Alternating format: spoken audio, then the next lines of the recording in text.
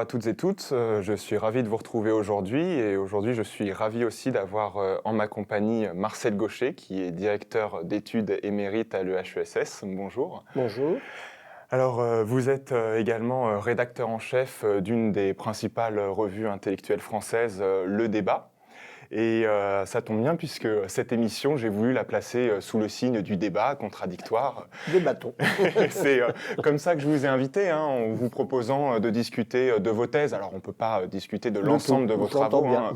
Vous avez exploré des phénomènes d'une portée historique assez ample, comme la sortie de la religion, l'avènement de la démocratie au sein de la civilisation occidentale. C'est vraiment des réflexions amples.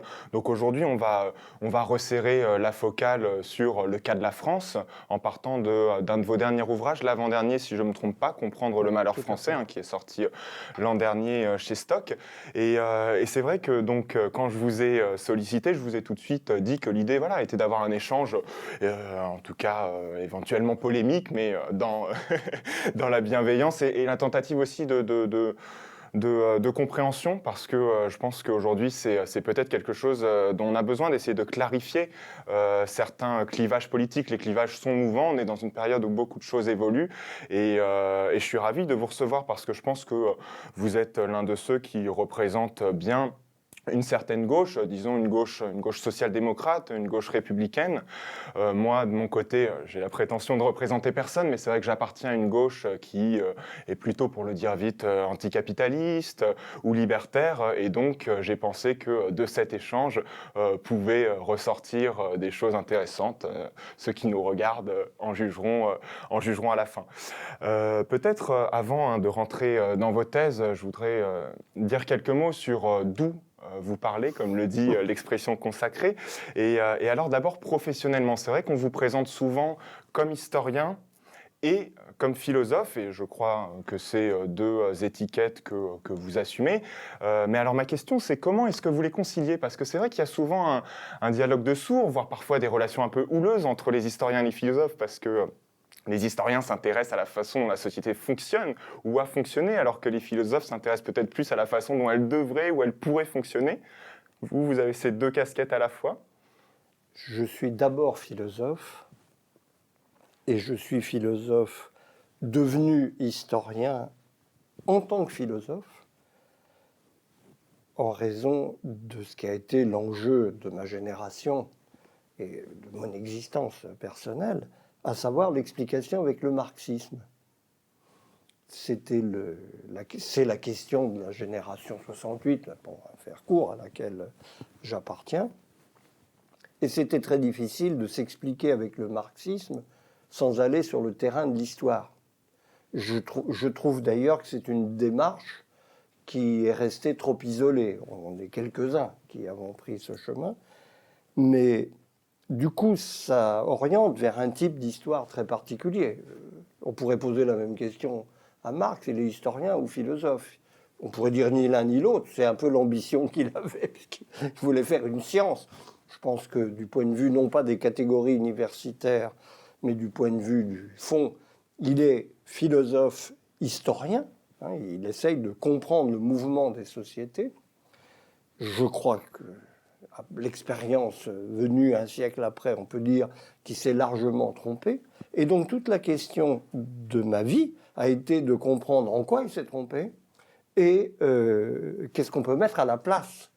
Et je pense que ce dont, personnellement, ma conviction politique la plus profonde, pas au sens de la politique politicienne, c'est qu'il y a une désorientation de tout le camp progressiste au sens très large, parce que pour être en faveur du progrès, il faut avoir une idée de la direction du mouvement historique, de ce qu'il meut, des forces qu'il travaille, et je crois que c'est sur ce point que nous sommes globalement démunis.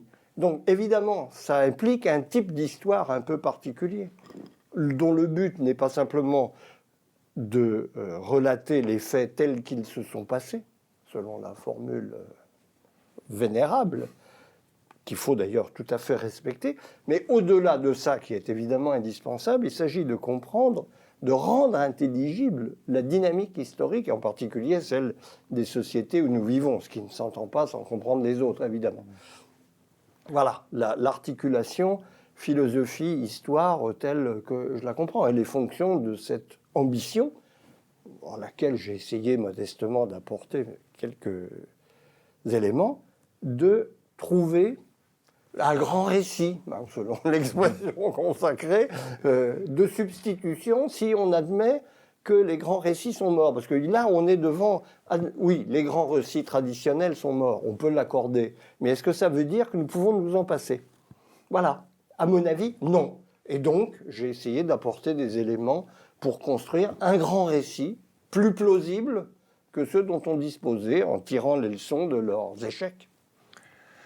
Vous vous intéressez donc aux grands récits qui ont fait et qui font notre histoire et peut-être qui la feront. Et justement, est-ce que ça vous amène pas parfois à négliger peut-être un petit peu le côté laborieux du travail d'historien? Parce qu'il y a un certain nombre de vos collègues historiens qui vous ont reproché de ne pas faire de travail empirique, de ne pas aller mettre les mains dans le cambouis, fouiller un peu dans les archives. Est-ce que c'est un problème pour vous ou... Les collègues historiens dont vous parlez, qui ont la science infuse, savent mieux que moi ce que j'ai fait et pas fait. Puisque s'ils m'avaient lu, ce qui me paraît une exigence minimale, ils auraient vu que j'ai fait 2 sortes de livres très différents.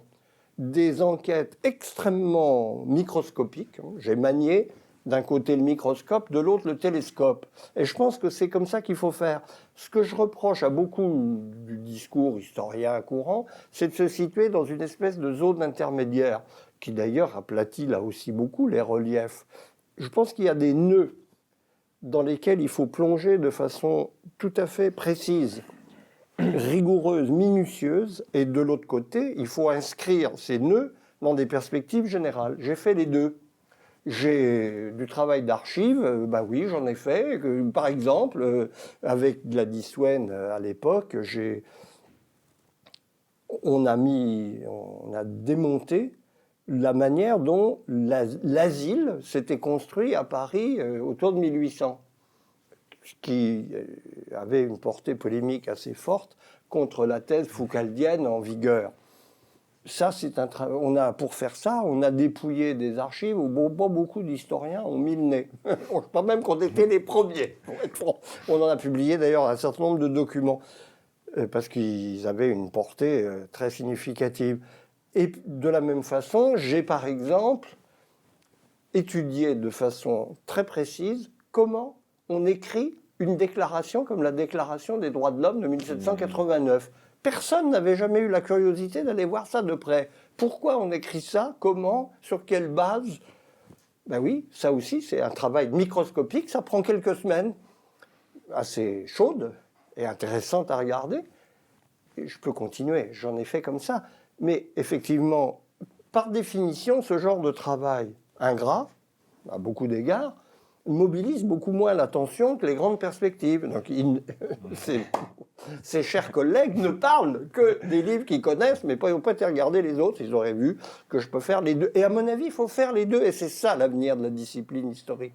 C'est qu'il faut d'un côté plus d'attention à la manière dont les choses se passent au niveau des acteurs individuels et des groupes qui forment évidemment. Et d'autre part, il faut une exigence d'intelligibilité plus grande que celle qui se contente de dire voilà, ça c'est comme ça. Oui, c'est comme ça, pourquoi? Moi, c'est le pourquoi qui m'intéresse fondamentalement. Et je pense que pour bien y répondre, il faut ici et là, on ne peut pas le faire partout, il faut descendre dans le menu détail des choses telles qu'elles ont eu lieu. Je pourrais citer des tas d'exemples, mais je ne vais pas m'étaler ma science, c'est pas l'objet. Alors politiquement maintenant, parce que politiquement aussi, on a certaines difficultés quand on essaye de vous présenter, parce que d'un côté, vous-même, vous revendiquez, vous l'avez dit, d'une gauche républicaine, social-démocrate, et en même temps, vous avez un certain nombre de détracteurs, alors on ne va pas égrener ici les noms et revenir sur les polémiques, mais qui disent pour faire vite que vous êtes un conservateur, un néo-réactionnaire, voire même que vous jouez un double jeu en présentant de manière respectable des thèses qui, dans le fond, seraient tout aussi dures que celles, par exemple, d'un Alain Finkielkraut, des thèses sur la nation, l'autorité ou ce genre de choses. On y reviendra au cours de l'entretien. Vous êtes de gauche, vous êtes de droite. Comment vous présentez-vous, sachant que moi, et je vais vous livrer mon avis, parce que j'ai pas lu vos œuvres complètes, mais je vous ai quand même beaucoup lu, pas seulement l'ouvrage dont il est question aujourd'hui. Et si je peux me permettre de vous donner mon sentiment, c'est que je pense qu'il vous faut vous faire crédit de votre bonne foi, que vous êtes un social-démocrate, mais que vos thèses sont, en tout cas un certain nombre de vos thèses fondamentales, sont assez facilement exploitables et réappropriables par des gens qui sont beaucoup plus à droite que vous. Mon souci principal, c'est pas de vendre en contrebande des thèses louches. Vous remarquerez d'ailleurs que c'est me prêter une habileté diabolique. Si j'étais capable de faire ça, je mériterais vraiment une attention toute particulière. Je crains de n'en avoir pas ce talent, de réussir à présenter de manière respectable des choses qui ne le sont pas. Ça, c'est une performance qui est au-dessus de mes moyens, je vous le dis franchement. Mon souci principal, il est tout simple, c'est la vérité des choses. Donc, moi, je ne me pose jamais la question de savoir si une proposition est de droite ou de gauche. Ce qui m'intéresse, c'est de savoir si elle correspond à une réalité et si elle engage les valeurs, de quelle manière elle engage les valeurs fondamentales auxquelles un peu tout le monde peut se référer. Là-dessus, n'exagérons rien, je crois que d'ailleurs que nous avons fait d'immenses progrès, la démocratie a fait d'immenses progrès, et elle a relativisé, c'est certain, l'opposition de la droite et de la gauche. Qu'est-ce que ça veut dire? Et je pense que pour discuter bien de ces questions, il faut commencer par définir c'est quoi un conservateur, c'est quoi un réactionnaire, ce qui est tout à fait différent, et qu'est-ce que c'est qu'un progressiste au sens très large du terme, hein.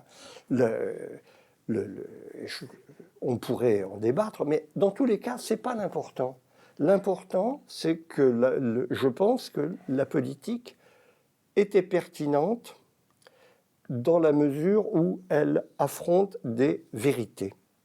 Et à ce moment-là, après, on peut discuter de la manière dont on les gère. La question, c'est préalable, c'est la vérité de la proposition, de l'analyse qu'on fait d'une situation. Et la question seconde, et tout aussi importante, c'est l'appréciation qu'on en fait et la manière d'y répondre. Il y a des données qui sont désagréables à nos valeurs. Qu'est-ce qu'on fait avec? Mais on ne peut pas dire, puisque mes valeurs sont le progrès, etc., je ne veux pas connaître ces réalités. Pour moi, c'est ça la faillite de la gauche ordinaire dans le monde où nous sommes, qui n'est pas française, qui est générale. Elle est là. Et on fait passer sa préférence idéologique, qui est parfaitement légitime, elle est normale dans le monde démocratique, pour une grille de lecture de la réalité. Mais non, c'est pas comme ça qu'il faut faire. Donc moi, je suis pour le réalisme. Et ce que j'ai retenu du marxisme, c'est ça. C'est le réalisme social. Le fond du marxisme, ça a été le démontage du mensonge social, qui à l'époque était d'une autre nature que celui que nous connaissons. Il demeure. Et on regarde les faits. Et on les oppose justement à toutes les représentations fantasmagoriques avec lesquelles on essaye d'orienter en fait les choix politiques. Il faut revenir à cette exigence fondamentale, c'est la mienne. Alors effectivement, les constats peuvent paraître désagréables au regard des valeurs de progrès, mais ce n'est pas le problème. Il faut affronter ces réalités désagréables si on veut les dépasser. Tout est là. Si on se dit non, non, je ne veux pas le savoir parce que ça contredit ce que je crois le plus profondément, ben, on est content de soi, mais on n'a aucune efficacité dans la réalité. Et moi, je ne me définirais même pas comme social-démocrate, mais comme réformiste. Parce que je pense que c'est une affaire de méthode, plus qu'une affaire de grande doctrine. Ça ne tient plus la route, la social-démocratie classique, c'est mort et enterré. Donc je crois que c'est pas la peine de défendre des étiquettes comme celle-là. Mais réformiste dans le sens précis où on peut modifier un certain nombre de choses en fonction des repères très banals que sont la liberté, l'égalité, la justice. Enfin, c'est pas original.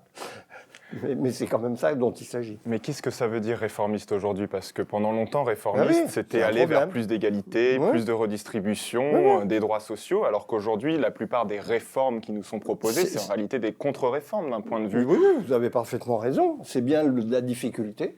C'est toute la difficulté. Il y a le réformisme ne consiste pas simplement à faire des réformes. C'est ça le piège sémantique qui nous est tendu Bien sûr, aujourd'hui. parce que ça peut être des réformes dans un Ah ben sens comme dans l'autre. abominable, je veux dire, évidemment, il y a des réformes insoutenables. Et justement, c'est pourquoi un de nos problèmes, c'est le langage politique. Tout est perverti et il faut être très précis. Réformisme, disons des choses très simples.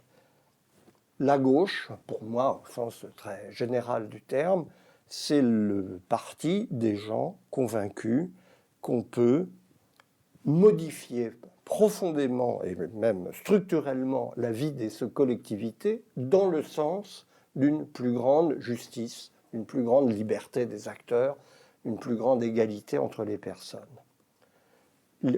C'est la conviction que les sociétés sont malléables. Alors que fondamentalement, le conservatisme, c'est l'idée qu'il y a de l'invariant et qu'on ne peut pas toucher à ça. Un conservateur, c'est quelqu'un qui croit qu'il y a des choses qu'on ne peut pas changer dans la société. Un réformateur, un progressiste, il croit qu'on peut le faire. Ça veut dire que ça suppose une exigence intellectuelle beaucoup plus grande que le conservatisme qui dit qu'en gros ce qui existe n'est pas si mal. Parce qu'il faut comprendre le mécanisme à partir duquel on peut changer. Et évidemment, on peut changer pas pour aller n'importe où. Ce n'est pas des petites réformes, c'est changer pour améliorer la condition des gens qui vivent dans ces sociétés. Alors, on a cru, je vais commencer par là d'ailleurs, j'en viens, que la Révolution faisait l'affaire pour opérer ça, avec une définition qui était assez précise d'ailleurs. Et puis, bon, je crois que l'idée est derrière nous, donc qu'est-ce qu'on fait? Mais je crois qu'il faut, je garde cette... Une fois qu'on a éliminé la perspective d'une révolution qui aujourd'hui n'a plus ni acteur, ni support, ni instrument crédible, comment fait-on pour changer ce cours des choses en commençant par le connaître? Ma priorité, dans le moment où nous sommes, c'est de connaître, parce que je crois qu'il y a un déficit d'intelligence du fonctionnement de nos sociétés qui est phénoménal. Alors, il y a des choses à changer, ça tombe bien, on va rentrer dans le cœur de votre ouvrage, comprendre le malheur français, dont je vais essayer, c'est très périlleux, mais de résumer la thèse centrale en quelques phrases. Et vous allez me dire si je la résume bien pour que celles et ceux qui nous regardent sachent un petit peu, et qui n'auraient pas lu le livre, sachent un peu d'où on part. L'idée essentielle, si je résume, c'est que les Français sont aujourd'hui en proie à un fort pessimisme. Et ce pessimisme, à quoi est-il dû? Au fait que nous sommes dans une époque marquée du sceau d'un individualisme extrême qui plonge les individus dans la solitude, dans l'isolement. Et peut-être plus que ça, cet individualisme, il a pour effet aussi d'éroder, de ronger tout ce qui faisait société, tout ce qui faisait commun, l'État, la nation, l'autorité. Ces choses-là sont assaillies par des intérêts particuliers, des individus soucieux uniquement de leur petite jouissance privée. Et c'est ça, finalement, la source principale du malheur français. Est-ce que, résumé à la hache, ça vous convient? Pas tout à fait. Pas tout à fait, parce que mon problème, c'est pas d'opposer individualisme à un état de la société antérieure. Je dirais le malheur français, dans ce qu'il a de spécifique. C'est pourquoi la France, qui est singulière dans ce cas. Parce que les Français ont une grande histoire, une histoire classique, comme disait Marx. Il se trompait d'ailleurs, c'est une histoire très particulière, mais peu importe. Une grande histoire sur la base de laquelle ils ont construit un modèle très spécifique qui a été longtemps très porteur d'espérance, de confiance dans l'avenir et de mobilisation collective. Tout le monde s'y retrouvé peu ou prou.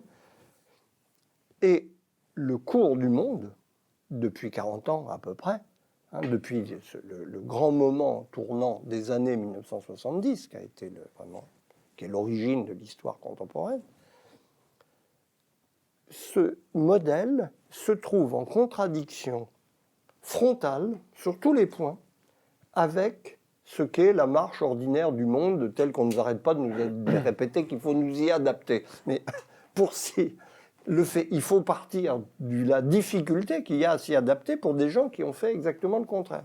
Bon, l'exemple le plus typique, c'est effectivement la confiance française dans le pilotage public, pour prendre des termes les plus neutres possibles, ou même des gens de droite pourraient se reconnaître, alors que nous sommes dans une nouvelle règle du jeu planétaire, donc très forte, qui nous dit au contraire que la bonne manière de réguler la vie des sociétés, c'est le marché. Pour des Français, ça ne veut pas dire d'ailleurs qu'ils ignoraient l'existence du marché, mais c'est un problème de rapport de force. On nous disait, pour les Français, l'évidence, c'est parce qu'ils croient dans la politique, c'est le pays de la croyance dans la politique qui reste d'ailleurs aujourd'hui unique au monde, quand on regarde de près. Et on vous dit, ben non, la politique, on s'en fout complètement, ce qui importe, c'est l'économie. La France est un pays qui a misé sur la politique. Et aujourd'hui, on nous explique qu'il faut miser que sur l'économie. La France est un pays qui a développé un modèle d'action collective par la loi. La loi, c'est ce qui s'applique à tous. Donc il y a une grande confiance, ça fait partie de l'idée égalitaire à la française. Et maintenant, la règle générale qui tend à s'imposer de partout, c'est le contrat entre des individus. Très différent.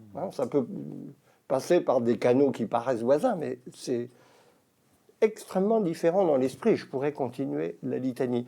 C'est-à-dire, et c'est ce qui fait que, comme nous sommes petits, très petits même, la France aujourd'hui c'est moins de 1% de la population mondiale, par rapport à ce monde qui nous environne et qui est dominé par ce genre d'idées qui ont une traduction pratique considérable, dans laquelle nous sommes obligés de nous plonger, les Français ont le sentiment pessimiste d'être condamnés par l'histoire à être obligés de se plier à un corps de règles auquel ils ne croient pas, de par leur histoire. J'ajoute un point, c'est que la manière dont ils sont entrés dans ce monde-là leur a dissimulé ce qui allait se passer.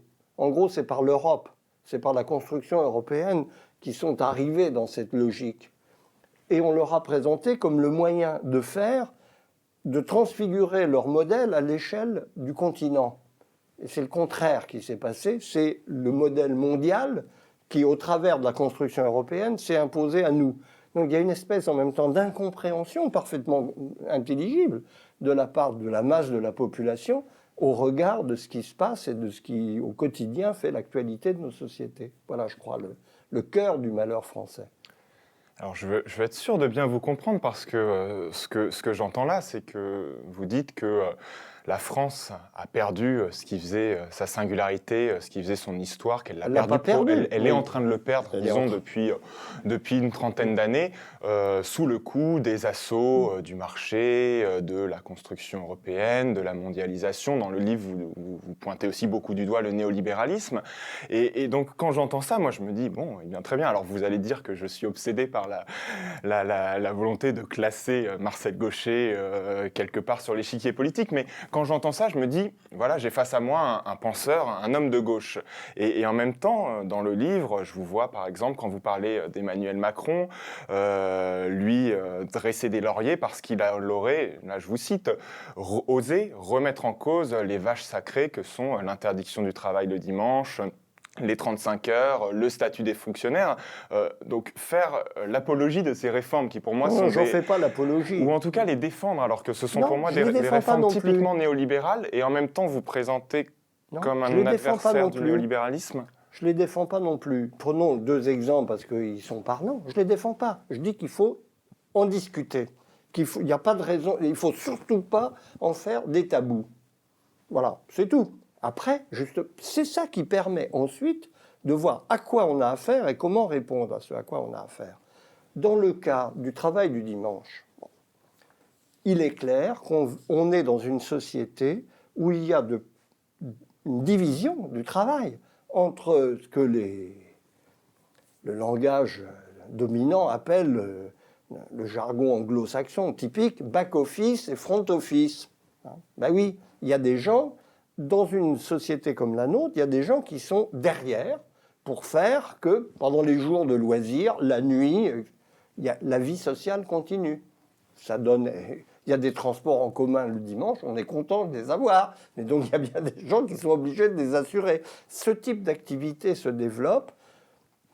J'en prends un exemple. À mes yeux, il est choquant qu'à la différence d'ailleurs de pays sociaux-démocrates, beaucoup de services publics, je pense à tous les services administratifs, mairies, etc., ne soient pas ouverts le dimanche, alors que c'est le jour où les gens sont libres pour aller faire leurs papiers, etc. Ça existe dans des tas de pays. Ça, c'est le back-office. Il faut des gens. C'est un partage qui organise la vie de la société. Il faut assumer ça. Alors après, on regarde des modalités, mais sans crier sur le fait qu'on empêche les gens d'aller à la messe, ce qui me paraît quand même un peu... J'ai entendu des propos d'ivrogne qui m'ont stupéfait dans la bouche de gens qui se réclament d'idéaux progressistes. Il faut aménager des choses qui correspondent à des pentes tout à fait fondamentale de la vie de nos sociétés. Idem, le statut des fonctionnaires, c'est une chose tout à fait respectable, elle a été faite il y a 70 ans. Bon, en 70 ans, il s'est passé beaucoup de choses qui ont modifié beaucoup la donne. Hein. Le fonctionnaire de 1945 et celui d'aujourd'hui, c'est pas pareil. Il est clair aussi que ce statut, comme tout, ça se passe toujours historiquement, a donné lieu à toute une série de détournements, de dysfonctionnements. Je n'entre pas dans les détails. Précisément parce que je suis très attaché, en bon républicain, à l'efficacité des services publics, une notion que je suis partisan de défendre bec et ongle, précisément contre une logique, par exemple européenne, qui a noyé tout ça dans les services d'intérêt généraux. C'est très différent. Services publics. Si on veut des services publics efficaces, ça implique une certaine règle à l'égard de leurs agents. Ça ne me paraît pas criminel de poser certaines conditions qui ne me paraissent pas remplies aujourd'hui. Donc voilà tout. Moi, je demande à Macron, je trouve que Macron a raison de poser cette question. Il pose la question, ça ne veut pas dire que je serai d'accord sur la réponse. mais discutons-en. Alors, il y a Emmanuel Macron, il y a aussi en ce moment même face à lui un début de mouvement social. Dans votre livre, Les mouvements sociaux, il en est question à plusieurs reprises. Et justement, les mouvements sociaux, on pourrait se dire aussi qu'en un sens, ils participent du vœu qui est le vôtre, hein, de défendre l'égalité, de défendre les services publics. J'ai participé à pas mal de mouvements sociaux dans ma vie. Alors justement, ça m'intéresse beaucoup parce que je sais que vous avez eu une jeunesse... on va dire gauchiste sans que ce soit péjoratif de ma part. Ça n'est pas dans mon esprit non plus. Puis que peut-être que chacun très bien. et chacun a le droit d'évoluer et vous vous êtes progressivement converti à la politique normale comme vous l'avez dit. Dans le livre, je vous trouve quand même particulièrement dur, voire condescendant vis-à-vis des mouvements sociaux. Quand vous parlez de 95 par exemple, donc des grèves contre le plan Juppé, vous dites qu'il s'agit de personnes qui sont crispées sur leurs acquis et qui ne savent pas ce qu'elles font. Quand vous parlez de mai 68, vous dites qu'il ne fallait pas prendre ça au sérieux, que c'était les 68ards, c'était des Gauliens qui s'ignorent. C'est une façon de traiter les mouvements sociaux. C'est une façon de traiter les mouvements sociaux qui me paraît effectivement assez condescendante. Est-ce qu'il n'y a pas quand même du positif dans ces mouvements Si vous lisez le livre dans le détail, vous verrez qu'il y a du positif. Je me suis longuement exprimé à des tas de reprises sur 68, comme tous les anciens combattants de cet épisode fameux. Et je me suis d'ailleurs abstenu, là, comme on prépare une nouvelle commémoration, j'ai refusé de participer parce que ça commence à devenir un peu fatigant. Parce que justement, c'est à ça que je réagis. Il y a une sorte d'élévation de ces événements importants au rang de vérité incontestable, d'oracle de l'histoire universelle qui me semble tout à fait excessive. Voilà.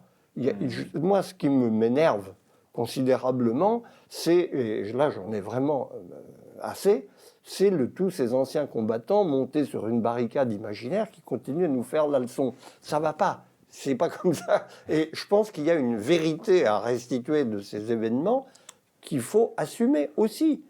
C'est pas des choses qui sont d'une pièce. Hein. D'ailleurs, appeler mai 68 même un mouvement social, parce que la notion pose problème, c'est beaucoup plus qu'un mouvement social. C'est une conjugaison de mouvements sociaux. Il y a le mouvement universitaire, il y a le mouvement ouvrier qui était encore très puissant à l'époque. Hein, et puis un mouvement sociétal, on dirait aujourd'hui, hein, qui a mis en branle toute une série d'évolutions, le mouvement des femmes, le mouvement des homosexuels et d'autres encore, la psychiatrie que j'ai bien connue à l'époque, etc.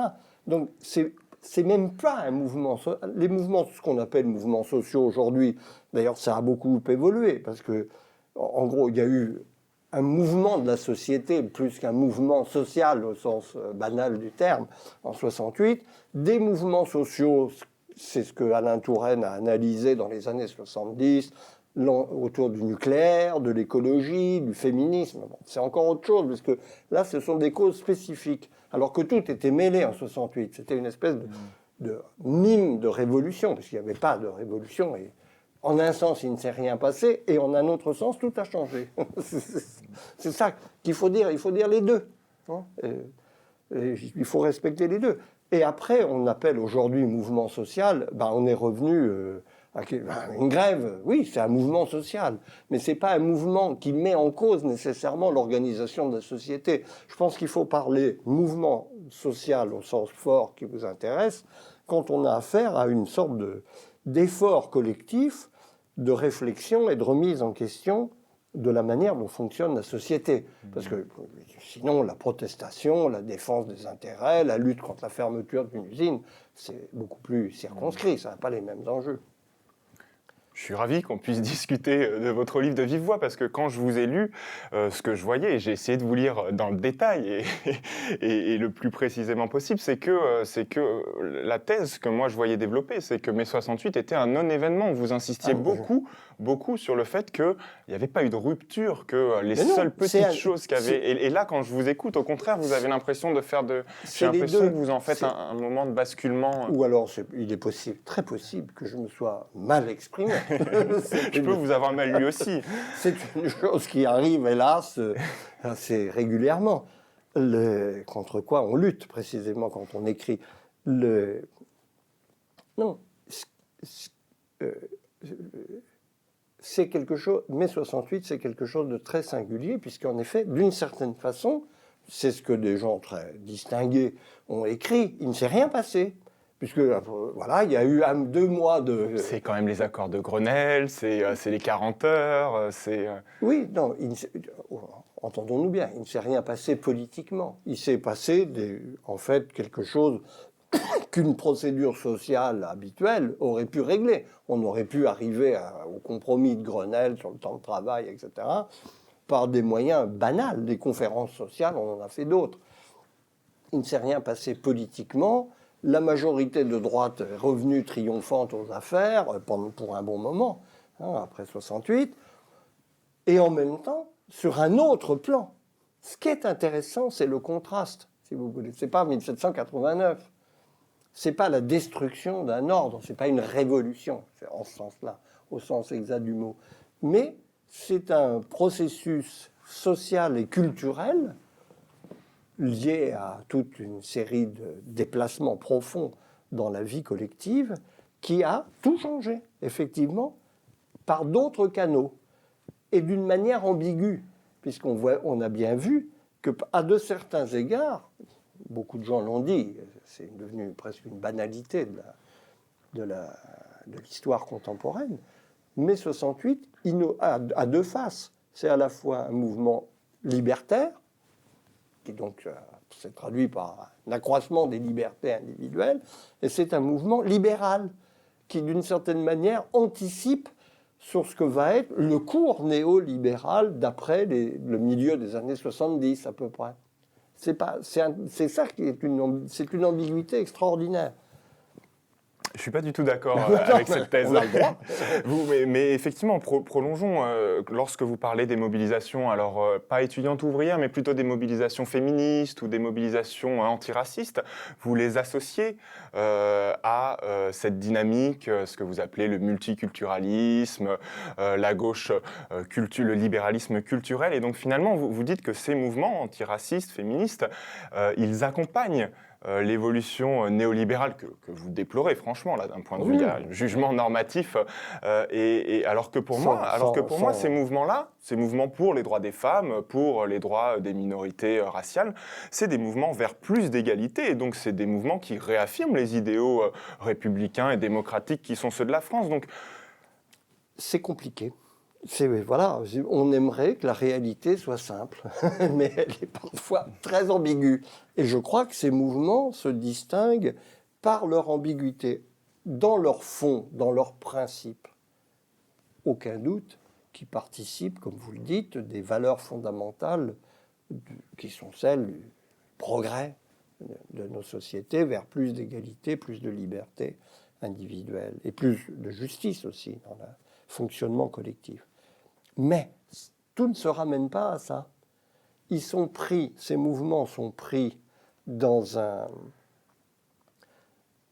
une évolution générale de nos sociétés qui, elle, est beaucoup plus ambiguë, marquée qu'elle est par les ambiguïtés de l'individualisme contemporain, qui est un nouvel individualisme. J'ai essayé de le décrire très précisément dans un livre qui est paru après celui-là, qui s'appelle « Le Nouveau Monde », justement, et où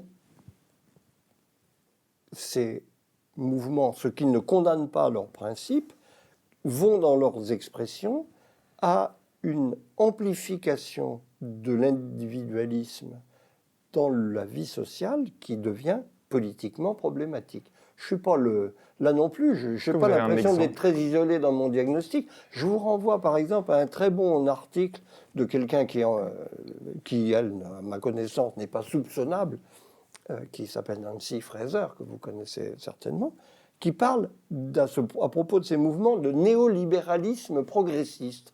Je trouve ça très juste. C'est-à-dire, progressiste, ça l'est, mais ça colle avec une lecture du fonctionnement collectif typiquement néolibéral. Parce que le néolibéralisme, c'est là probablement notre différence de fond dans l'analyse, ne se limite pas à une sorte d'économisme généralisé. Il est cela aussi, mais il s'enracine dans quelque chose qui est plus profond et plus large, à mon sens. Ce que vous dites là à l'instant, que ces mouvements accompagnent une dynamique individualiste. Moi, j'ai du mal à le comprendre parce que bien sûr que quand des femmes luttent pour défendre, je ne sais pas, par exemple, leur droit à avorter ou que des minorités discriminées luttent contre ces discriminations, bien sûr que ça a une portée immédiatement individuelle, c'est dans l'intérêt de ces personnes-là, c'est les premières concernées. Mais ce n'est pas du tout contre la société. Vous présentez ces luttes-là comme quelque chose qui déferait la nation, qui déferait le social et qui nous plongerait dans cette espèce d'anomie ou de chaos, alors que pour moi, ces mouvements-là, au contraire, ils rendent la société plus juste et donc aussi plus solide, plus solidaire. Il n'y a pas d'opposition, si vous voulez, entre le progrès des droits individuels et la cohésion sociale. Au contraire, plus une société... Moi, je ne dis pas du tout... Là, je n'emploie pas ce terme de cohésion sociale qui se prête à toutes sortes d'usages assez malvenus souvent. Nous vivons dans les sociétés les plus intégrées qui aient jamais existé. Donc moi, je dors tranquille la nuit sur la cohésion sociale. On n'a jamais eu des sociétés aussi solides du point de vue de leur cohérence globale. Pas mon problème. Le problème, c'est quelle société, quel type de société ça fabrique et qu'est-ce que vivre dans ces sociétés. Là aussi, je crois qu'on a d'ailleurs un laboratoire à l'égard de tous ces mouvements, parce que c'est là-bas qu'ils ont leur expression, qui sont les États-Unis, où ils ont leur expression la plus avancée. On a vécu des événements là récemment, l'élection de Trump, qui ont obligé des gens qui n'y étaient pas très accoutumés à réfléchir sur ces évolutions. Est-ce que, par exemple, c'était la grande question du camp démocrate. Une fédération d'identités singulières, féminines, minoritaires, raciales, etc., fait une société et un projet de société. Eh bien non.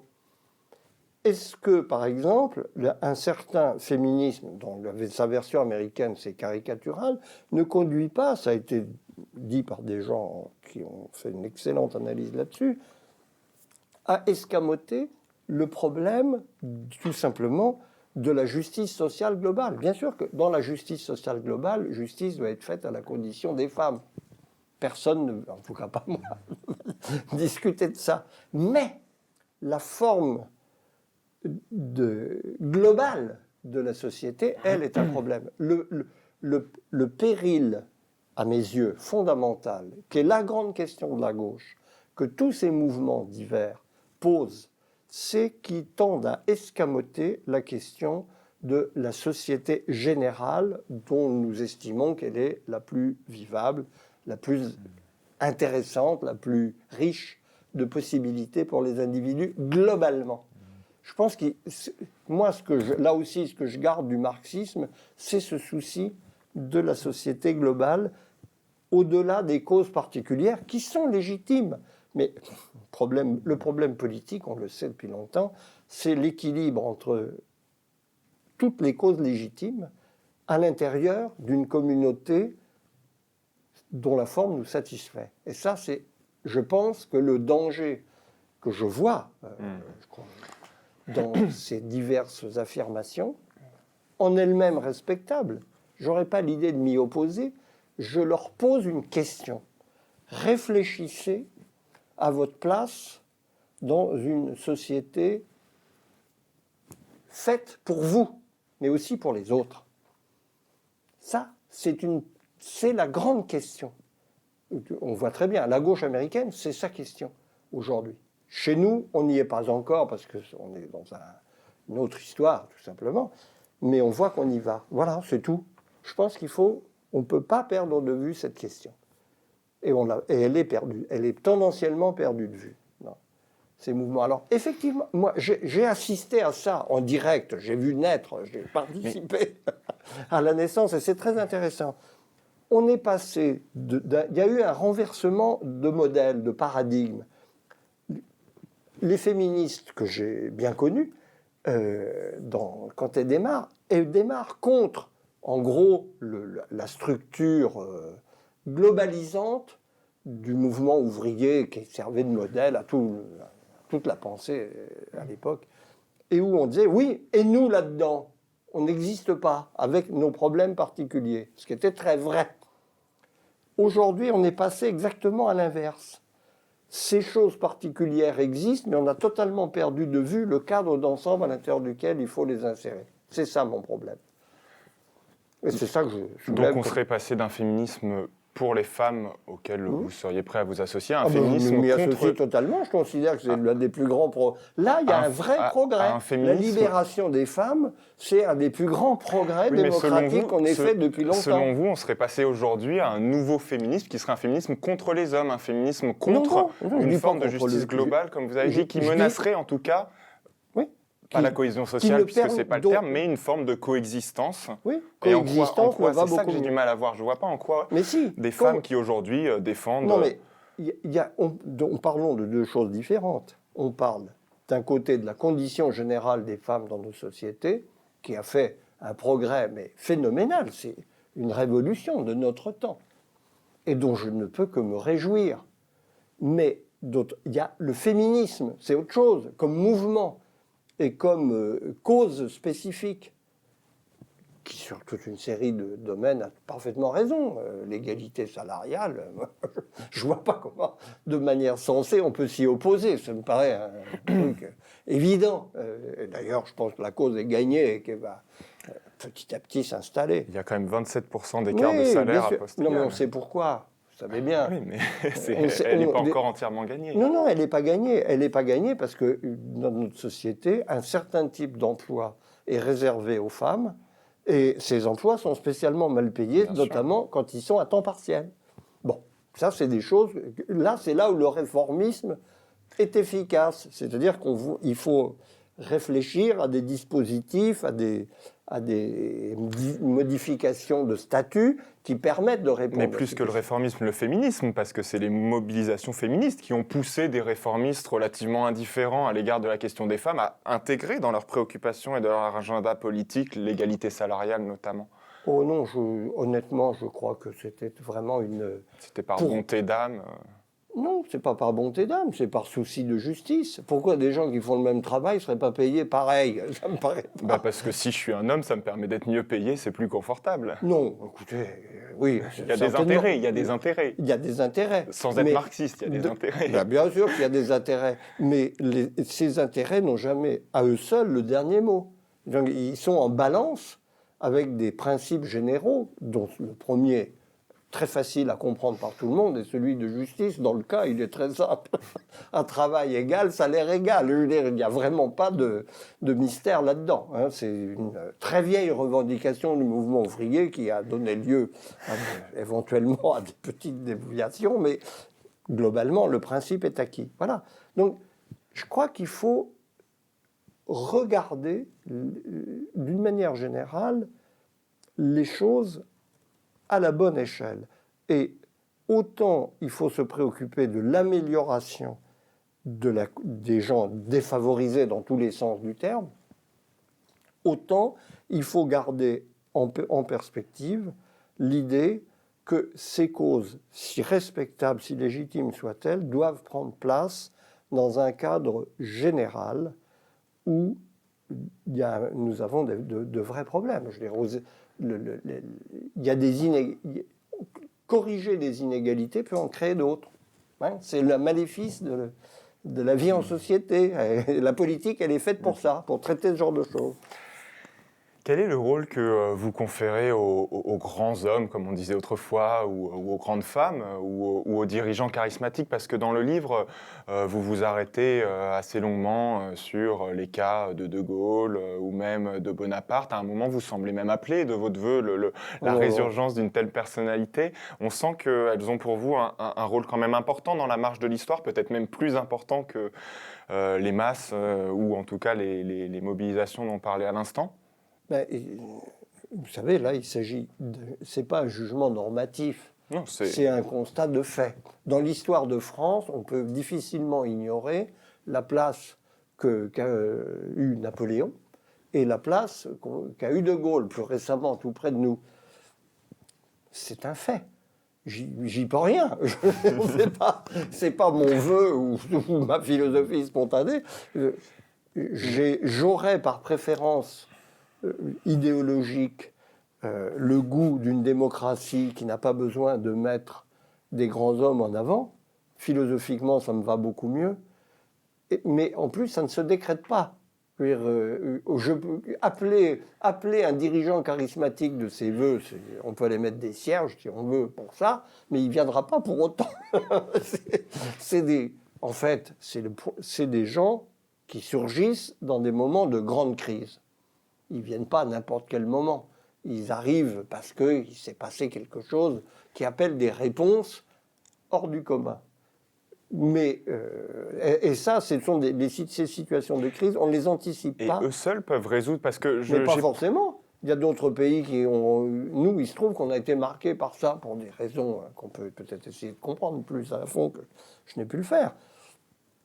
C'est comme ça. Je crains d'ailleurs que, et je le souligne aussi beaucoup, ça a des effets en retour éventuellement négatifs. La constitution gaulliste a fabriqué un système qui était pertinent quand il y avait un général de Gaulle pour l'incarner.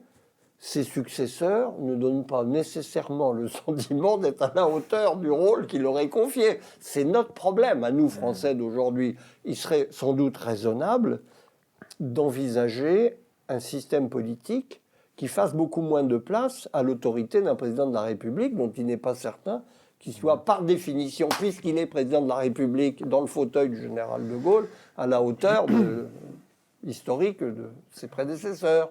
Voilà. Et ça, moi, j'en fais pas une philosophie générale, je pars d'un fait.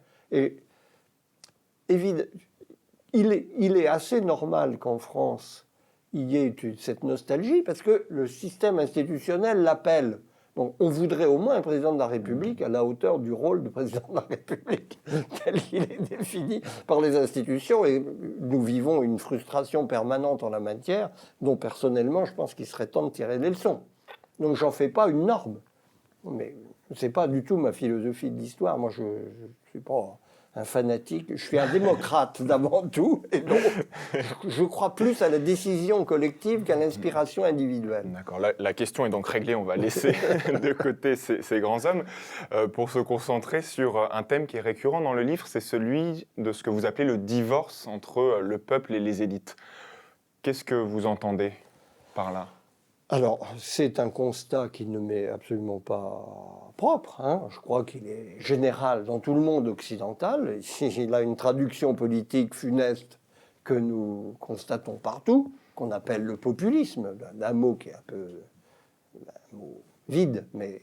Mais qu'est-ce que vous entendez par populisme ? Ça m'intéresse parce que moi, je le pense piégé, ce mot. Oui, je pense qu'il est très dangereux, pour deux raisons. La première, c'est qu'en un sens, il est irrécusable.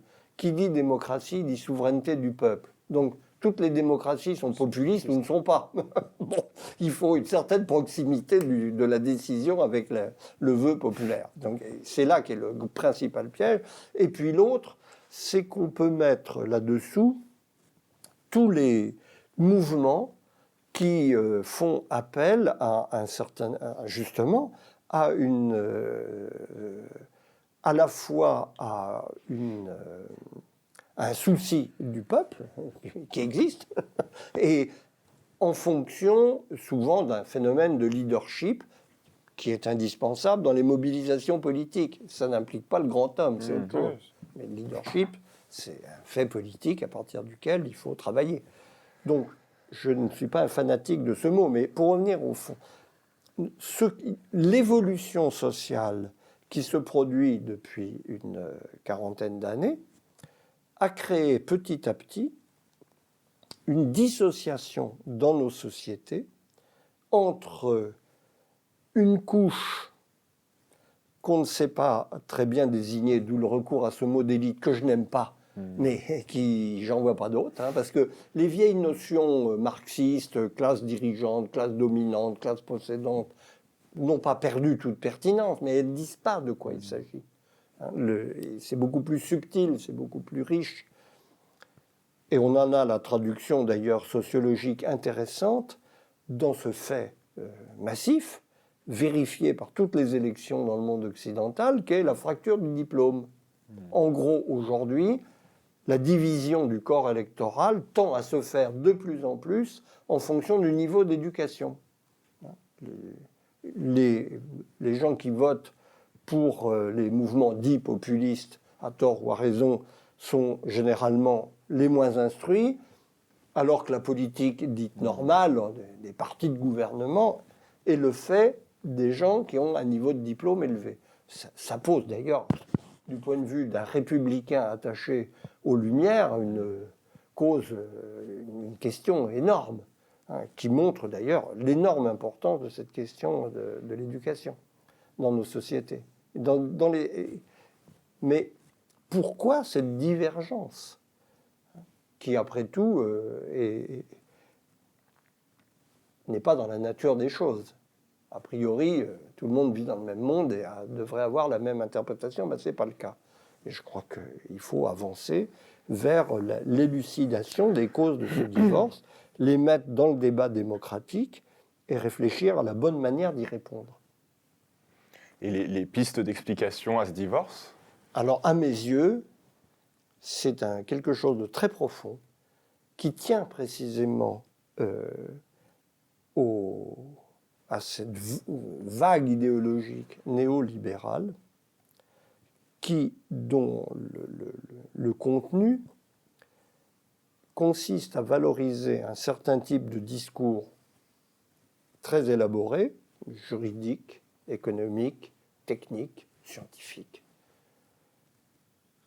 qui ont une pertinence indiscutable dans leur domaine propre, mais qui ne correspondent absolument pas à la manière dont la société globale vit.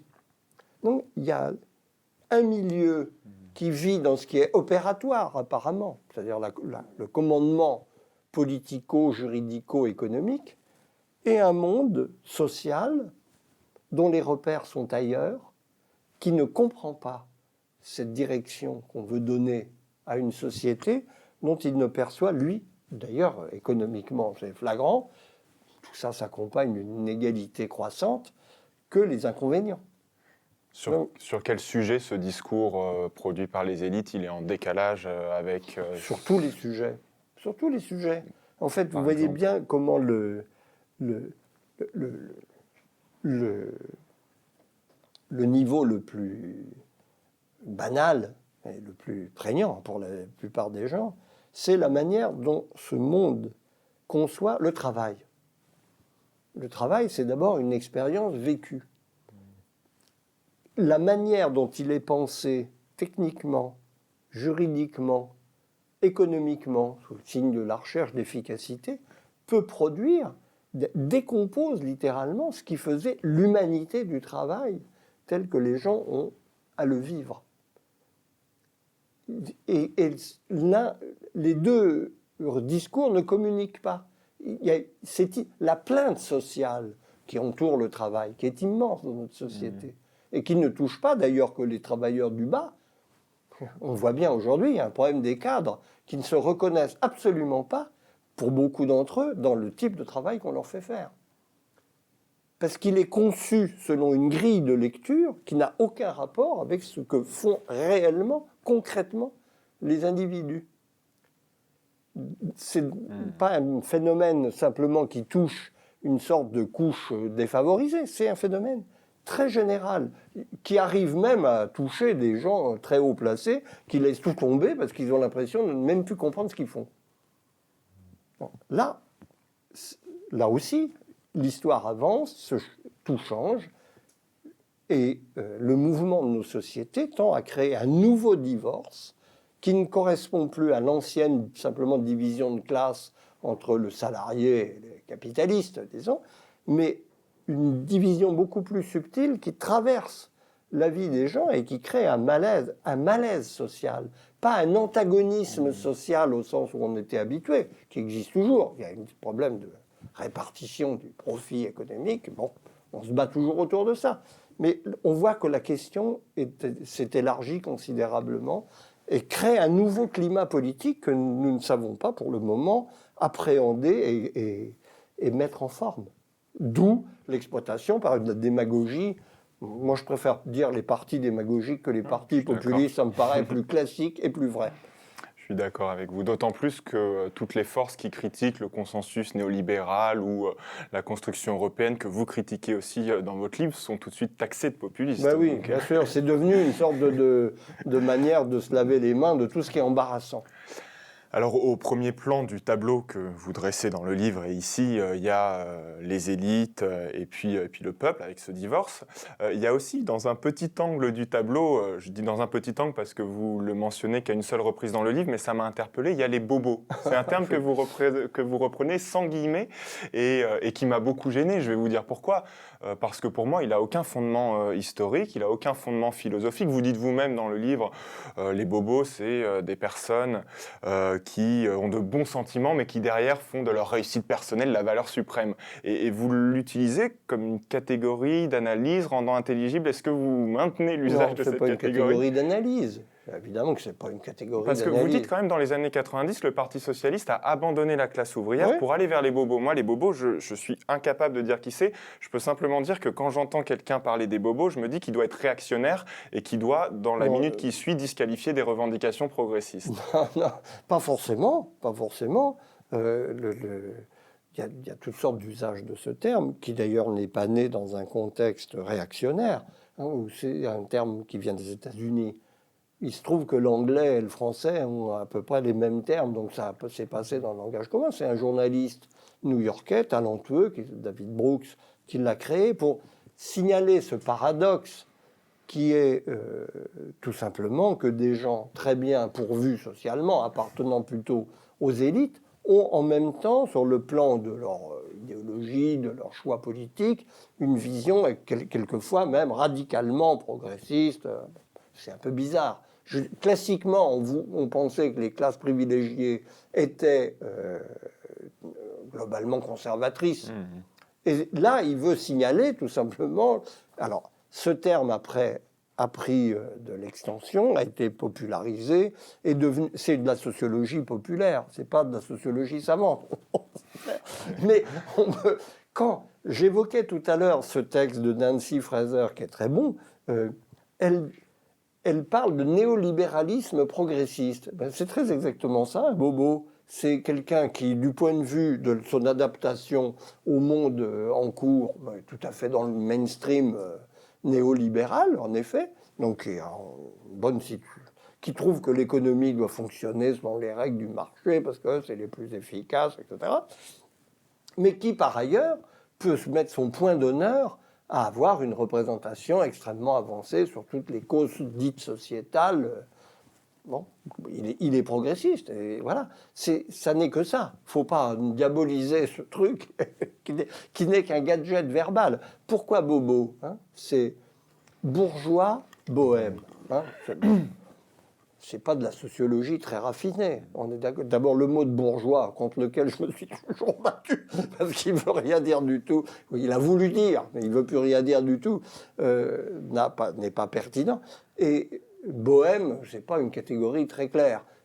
C'est déjà mieux quand on dit libéral, libertaire, parce que là, ça désigne une alliance problématique intéressante.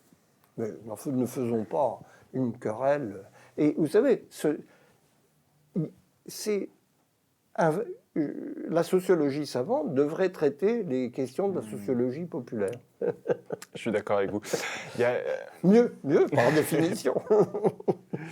Quand François Hollande a mis en avant le projet de mariage pour tous, du côté de la manif pour tous, mais aussi du côté de toute une gauche dans laquelle, pour mon compte, je ne me reconnais pas du tout, on a utilisé ce mot bobo pour en dire là, François Hollande fait une réforme pour plaire aux bobos, alors qu'on sait très bien que voilà, il ne va pas toucher, il ne va pas réduire les inégalités sociales.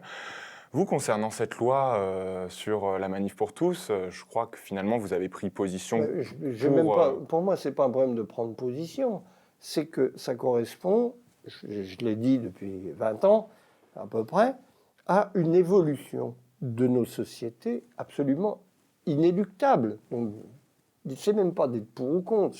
Il s'agit à un moment donné de traduire dans la loi. On prend acte du fait que d'une évolution qui est absolument fondamentale et sur laquelle il n'y a aucun sens à s'opposer. Mais vous le disiez tout à l'heure, on peut aussi être conservateur et considérer que cette marche de l'histoire, on ne doit pas l'accompagner, qu'on doit... Ah oui, ça, bien sûr.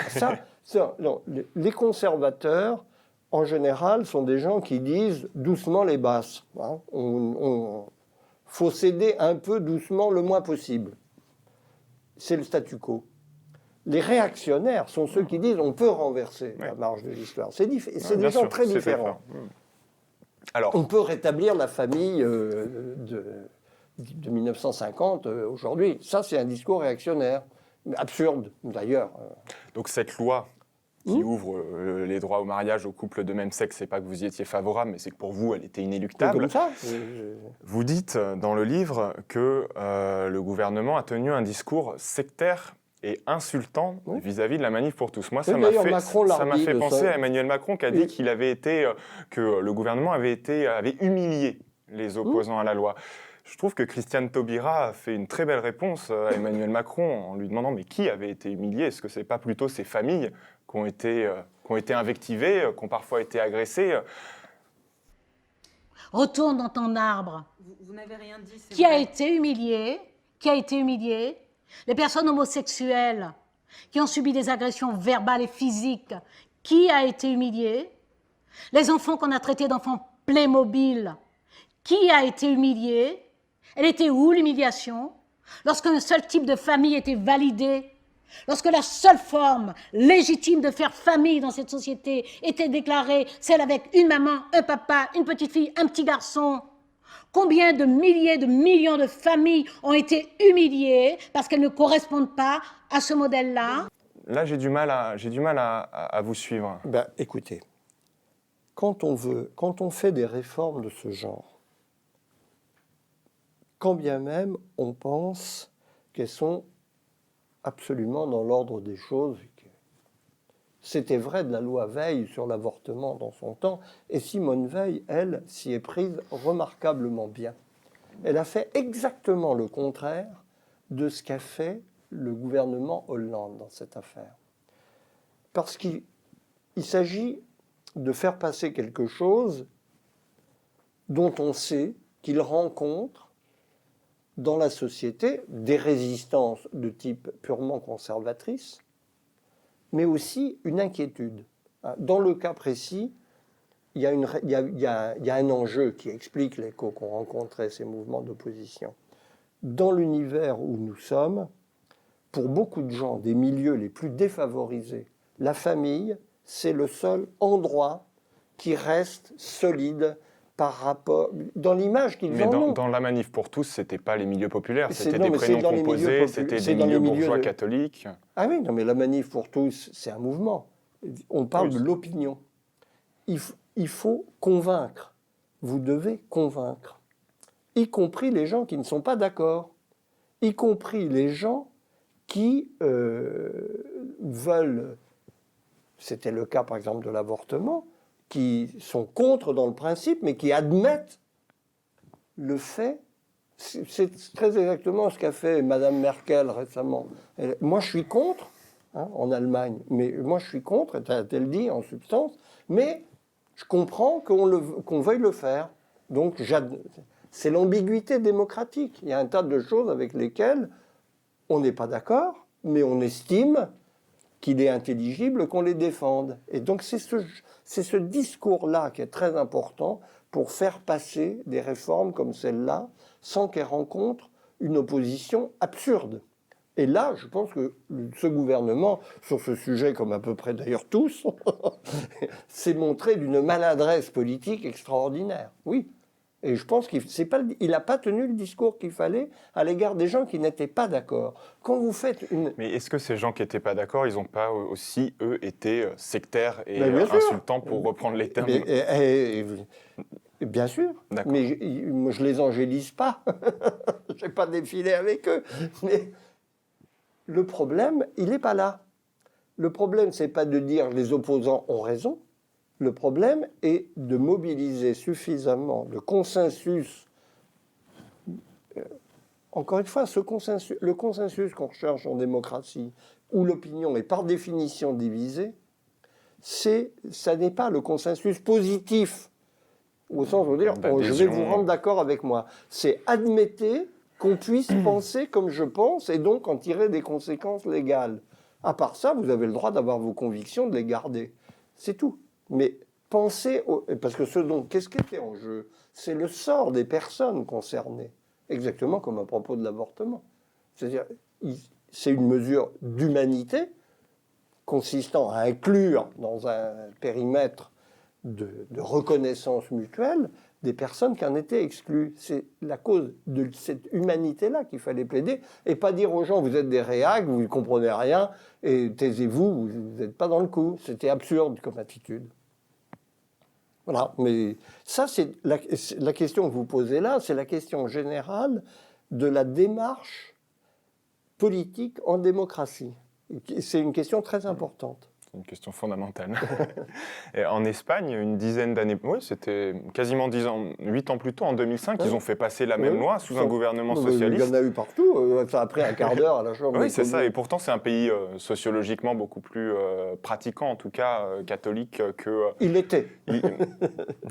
Faudrait voir, en tout cas là-bas ça n'a pas fait de vague. Non, pas du tout. C'est passé vraiment... Mais oui, mais justement, donc, alors, simplement, n'oubliez pas une chose, en France, tout fait discussion. C'est le privilège et le prix à payer de notre politisation. Tout est objet de division, de clivage, d'affrontement. Il faut le savoir et faire avec. C'est comme ça. C'est en même temps, moi je trouve, on peut déplorer sur tel ou tel cas. Moi je déplore beaucoup le temps qu'on a perdu sur cette histoire et qui a masqué des choses beaucoup plus importantes. Ça c'est certain. Je crois que si le gouvernement s'est conduit très bêtement du point de vue du gouvernement socialiste, très bêtement du point de vue de son propre intérêt dans cette affaire. Mais il faut être préparé. d'une manière générale, à cette controverse française qui accompagne toutes les décisions politiques. Et c'est très bien, même si ça prend des formes qui nous déplaisent. Alors On discute en démocratie, on discute de tout. Voilà. On vient d'évoquer un peu par la bande des franges, en tout cas, du catholicisme français. Vous, le christianisme, hein, plus largement, c'est une religion sur laquelle vous avez beaucoup travaillé, sur laquelle vous avez beaucoup écrit. C'est des thèses qui sont bien connues. Dans le livre, vous laissez un petit peu de côté cette religion pour vous intéresser à une autre religion, à savoir l'islam. Et alors là, comment dire ? Vous n'y allez pas avec le dos de la cuillère. Mais non, il ne faut pas y aller avec le dos de la cuillère. Je ne vais pas faire un florilège, mais vous dites que c'est un problème, que l'islam est un problème, que c'est une religion qui a une puissance dogmatique considérable, qu'elle n'est pas compatible avec la démocratie. Ah, ça, je n'ai pas dit ça. Vous dites qu'elle coexiste très mal avec le pluralisme démocratique. Oui, c'est pas pareil. Quand vous parlez de problèmes d'intégration, vous dites que ces problèmes d'intégration sont dus principalement au séparatisme identitaire des musulmans, donc pas non, au pays je d'accueil ne le dis pas comme ça non plus. Très... Mais ici, toutes les nuances sont importantes. et les attentats, qu'ils ont une racine religieuse et pas une racine sociale. Donc je vous trouve vraiment dur sur cette question qui pour moi n'est pas un problème de l'islam. Et du coup ma question elle est toute simple. Je comprends bien qu'il y a un phénomène qui vous préoccupe et de manière à mes yeux tout à fait légitime, qui est la montée de l'islamisme. Mais est-ce que, obnubilé par ce problème, vous ne faites pas le jeu aussi de la montée de l'islamophobie ? Alors, islamophobie, ça veut dire quoi ? C'est comme populisme pour moi. C'est des mots qui n'ont aucune. Alors on peut dire racisme anti-musulman si vous préférez un terme. Non, parce que c'est pas racial. Il y a des musulmans de toutes les races. C'est pas. Moi, je crois qu'il faut justement arrêter avec ce genre de vocabulaire qui égare complètement. Alors disons les discriminations à l'égard des personnes. Ça, c'est sérieux. Supposées ou réelles d'appartenance musulmane. Il y a des discriminations qui sont attestées aujourd'hui par des enquêtes. Il y a une stigmatisation publique aussi, et ça, vous ne le prenez pas du tout en compte, et même j'ai le sentiment que vous l'alimentez. Stigmatisation est un autre de ces mots que je tiens en grande suspicion. Hein, parce que qu'est-ce que ça veut dire ?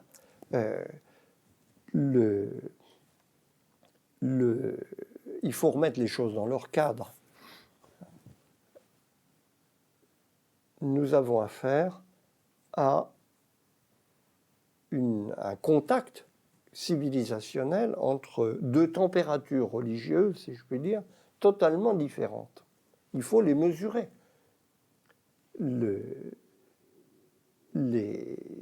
avez d'un côté une Europe et une France en particulier, largement déchristianisée, où, en particulier à gauche, la critique des religions, d'une manière générale, pas du christianisme en particulier, est un fond culturel essentiel.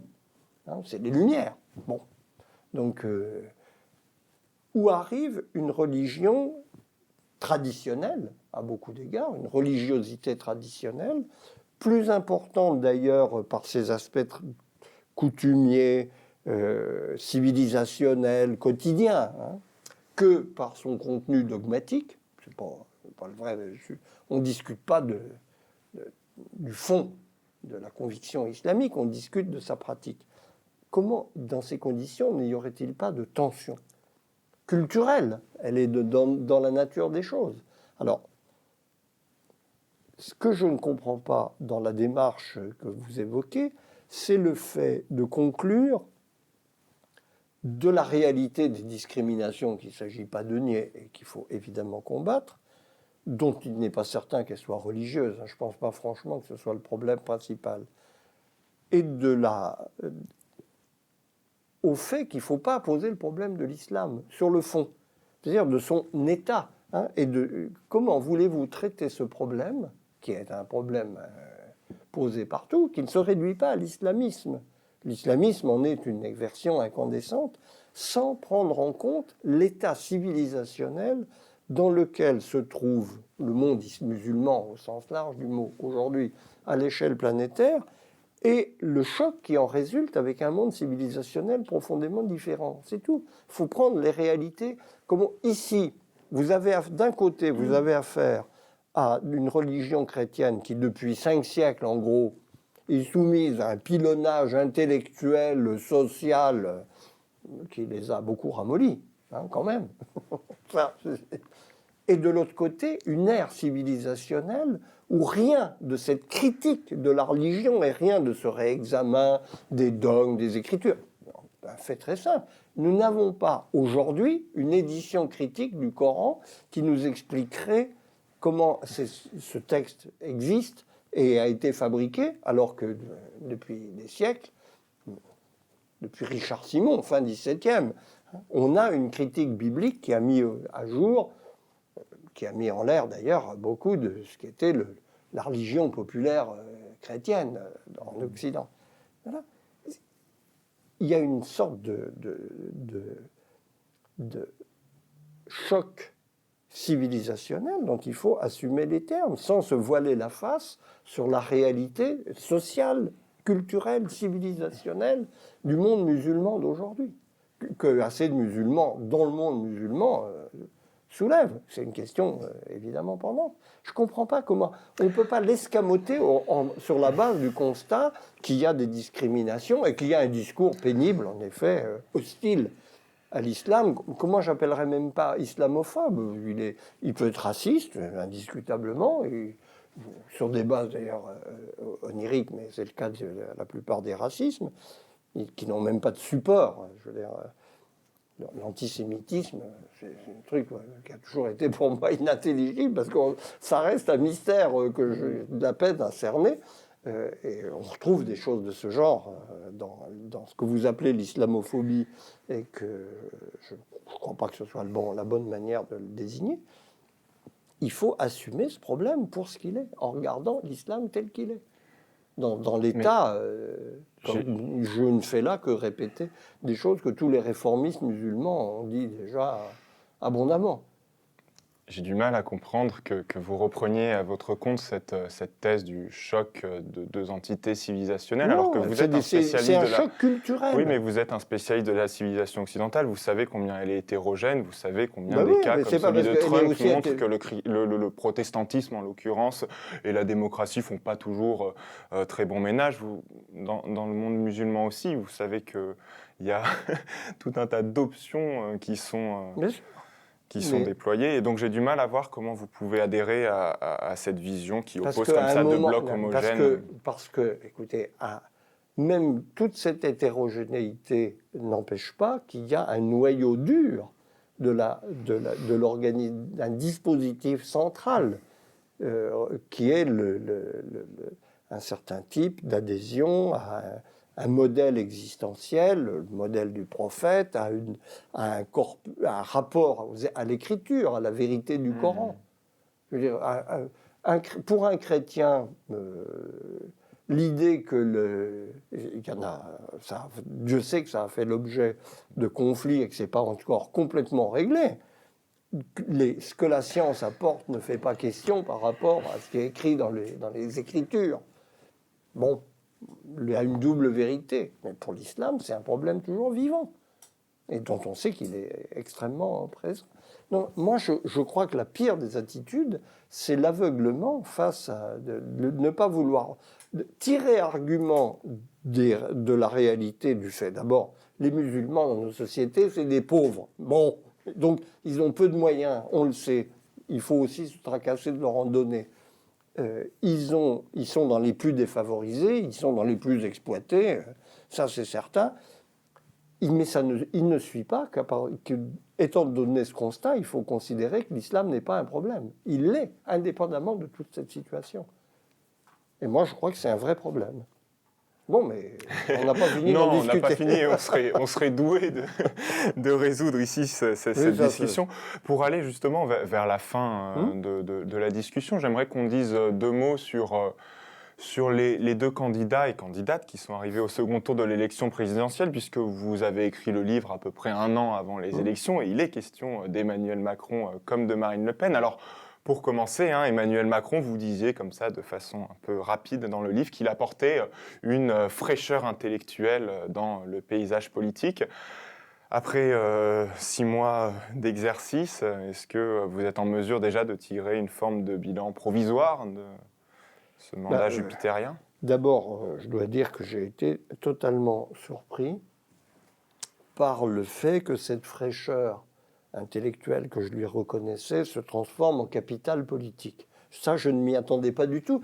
Pour tout vous dire, je crois que je le dis d'ailleurs dans le livre, je m'attendais au schéma inverse, c'est-à-dire exactement la répétition de ce qui est arrivé à Manuel Valls. C'est-à-dire qu'il commence par apparaître nouveau, original et politique, et puis ça se dissout dans la politique ordinaire. Bon, je pensais que ce serait le sort de Macron, je me suis totalement trompé. Il a réussi un coup extraordinaire, il faut le reconnaître, à la faveur de circonstances invraisemblables. Bon, il est un peu tôt pour tirer un bilan de son action, au bout de 6 mois, même pas. Je dirais que je suis à la fois surpris, donc, par lui, et perplexe. Je suis surpris parce que il n'a pas fait ce à quoi je m'attendais. Ou plus exactement, il a eu la capacité d'appréhender la critique qui l'attendait. C'est le type même du technocrate propre sur lui, dont le moule de pensée flagrant, c'est l'économisme en toute sa pureté. Et il a intégré la critique qu'il attendait sur ce terrain, et il a été capable de mettre, si je puis dire, une ambition politique à l'intérieur de cette vision purement économique du monde. Là, il m'a surpris, parce que je ne m'y attendais pas. Je n'aurais pas pensé, tout simplement, qu'il avait les armes pour opérer ce saut de côté par rapport à le cadre de pensée dans lequel il a été élevé. Ça plaide plutôt en sa faveur. Mais je suis perplexe parce que j'ai l'impression qu'il a l'image dans le contenu ou la chanson, l'air de la chanson sans les paroles. Et qu'il improvise, en fait, largement, sans être vraiment capable de mettre en forme cette articulation qu'il a laissé entrevoir entre une vraie politique capable de répondre, parce que son ambition est très grande, c'est justement de réconcilier d'une certaine manière les deux France qui s'opposent. Je ne suis pas sûr qu'il en ait réellement les moyens, mais on va voir. Sur le Front National, vous écrivez que, là je regarde mes notes parce que c'est une citation de 2 lignes, mais qu'il est une banale force électorale qui a supposé qu'elle accède au pouvoir resterait dans les limites des libertés publiques et à la merci du verdict des urnes.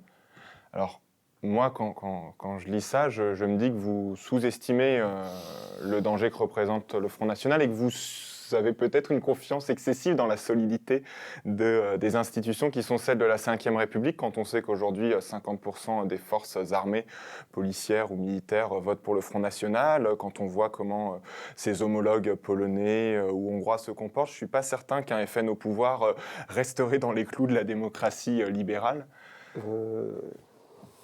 Écoutez, c'est de la fiction, mais on est dans l'hypothèse. Mais la discussion est très importante. Donc ça, je n'ai pas du tout envie de m'y dérober, au contraire. Mettons de côté les Polonais et les Hongrois, parce que ça, c'est une situation très différente. Mais peu importe. Nous, on a quelque chose d'assez original avec le Front National.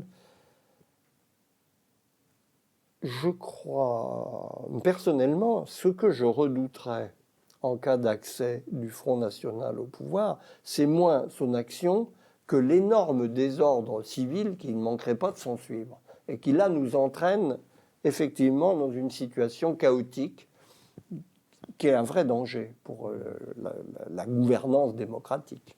Donc par chance, je pense que le Front National est très loin d'être en position de prendre le pouvoir. Je pense que ça n'est qu'un mouvement électoral. Il n'y a pas derrière. C'est ça. Il se trouve que j'ai beaucoup travaillé sur l'histoire des fascismes, des totalitarismes en général, et je suis très sensible, peut-être à cause de ça, à la différence. Il n'y a pas de milice ou de... Oui, il n'y a pas de mouvement. Il y a un parti faible, 50 000 adhérents, c'est rien du tout. Hein. Et ce n'est pas un parti structuré comme l'étaient les mouvements totalitaires, qui, eux, avaient une organisation paramilitaire, en réalité, capable d'encadrer des masses très considérables, d'occuper la rue, de pratiquer l'intimidation. Il n'y a rien de tout ça dans le Front National. Donc, j'avoue que le fait même que vous évoquiez, qui est important, que les forces armées, policières, voient une part importante de leurs membres voter pour le Front National, ne me semble pas vouloir dire que le Front National a la capacité de les mobiliser comme une force d'action à l'intérieur de la société. Je ne le crois pas du tout. En tout cas, il se joint aux policiers quand ils manifestent pour Oui, demander plus de liberté dans l'usage de leurs armes. C'est la banalité de ce genre de force politique, mais ça ne fait pas un mouvement menaçant pour la démocratie, à mon sens. J'espère ne pas me tromper, mais j'admets qu'on en discute. C'est un problème d'évaluation au sens de la menace, au sens le plus classique du mot. Mais malgré quelques soubresauts, le Front National grimpe depuis une trentaine d'années. Là, il a fait son score le plus important de son histoire. Donc se pose la question de savoir comment on peut endiguer la montée du Front National. Et dans le livre, alors en politique, surtout en France, on ne meurt jamais. Dans le livre, vous évoquez le cas de Nicolas Sarkozy et vous dites qu'il est celui qui a le mieux su marginaliser le Front National. Électoralement. Oui, et à très court terme, parce qu'en réalité, en mettant en œuvre ses idées, ses politiques, il l'a légitimé à moyen et long terme. Non, parce que justement, ce qu'il a fait, et le pire que tout, c'est du verbiage. Il a tenu des discours virils dans le style inimitable qui était le sien, et derrière lequel il ne se passait rien. Donc il a donné aux gens l'impression d'une imposture. Oui, mais on peut se féliciter qu'il n'ait pas appliqué réellement quand il disait « je vais encore plus fermer les frontières, je vais augmenter les effectifs de police ». On peut se féliciter qu'il ne l'ait pas fait, sinon la situation serait encore pire. Justement. Tant mieux que ce soit du verbiage. Non, mais c'était de la posture. Parce que ces mesures, si elles n'ont pas été appliquées, c'est qu'elles étaient inapplicables. Parce que c'était de la pure démagogie. Justement, la grande question qui est posée, c'est de faire face à un certain nombre de situations qui sont bien connues, de manière réaliste, pas dans le baratin démagogique à la Sarkozy, et de façon respectueuse du socle, du cadre républicain. Ça, c'est pas commode. Je reconnais que c'est une tâche considérable, mais c'est la seule. Merci beaucoup. Il y a peut-être une dernière toute petite question qui me vient, c'est que on touche vraiment à la fin de cet entretien. Vous avez accepté de venir ici chez Hors Série. Il y a quelques mois, vous avez accordé un entretien à une revue Éléments issue de la Nouvelle Droite d'Alain de Benoît, qui est quelque part à l'autre extrême du spectre politique. Et pour conclure, j'avais envie de vous demander tout simplement, est-ce que ça veut dire que vous acceptez de discuter avec tout le monde, ou est-ce qu'il y a certaines idées, certaines positions avec lesquelles vous refuseriez de débattre, et si oui, comment on fixe éventuellement la limite ? Je suis avant tout et fondamentalement démocrate. La démocratie, c'est le règne de la contradiction des opinions. Vous devez coexister avec des gens que vous n'avez pas choisis et dont vous savez qui sont d'opinions différentes, voire radicalement opposées aux vôtres. À partir de là, ça, je l'ai appris, figurez-vous, en 68, parce que la question s'est posée d'une façon très pratique. Il y avait deux lignes. Hein. On interdit la parole aux réactionnaires, aux motifs qui sont réactionnaires. Moi, ça a été la question déclenchante pour moi de toute une réflexion sur ce que c'est que la démocratie. Eh bien non, on laisse parler les réactionnaires, on leur répond, on discute avec eux. Voilà. Et ça a été une ligne de clivage en 68 extrêmement importante. C'est un aspect très intéressant de ce qui s'est passé. Je reste fidèle à ça. Je discute avec tous ceux qui ne sont pas partisans de m'empêcher de parler. il y en a. Donc la ligne de partage, elle est très facile à déterminer. Et malheureusement, d'ailleurs, je constate que cette attitude est plus répandue encore aujourd'hui à l'extrême gauche qu'à l'extrême droite. Mais refuser de parler avec vous, ça ne veut pas dire vous chercher à vous empêcher de parler. Ah, oui, si. J'ai bien connu des gens qui ont envie de m'empêcher de parler. D'accord. Ça existe, malheureusement. Et encore une fois, mon regret, c'est que ça existe plus encore aujourd'hui à l'extrême gauche qu'à l'extrême droite. Bien que ça existe aussi à l'extrême droite. Mais c'est finalement plus rare. Moi, je pense qu'en effet, qu'on peut discuter avec tout le monde, dans la limite de tous les gens qui sont d'accord pour penser que la discussion est le moyen démocratique légitime. En tout cas, personnellement, j'étais ravi de discuter avec vous. Je pense que ça a permis de clarifier un certain nombre de points. Et puis, j'espère que ceux qui nous regardent en ressortiront aussi avec un certain bénéfice. Merci encore, Marcel Gauchet. Merci de votre hospitalité.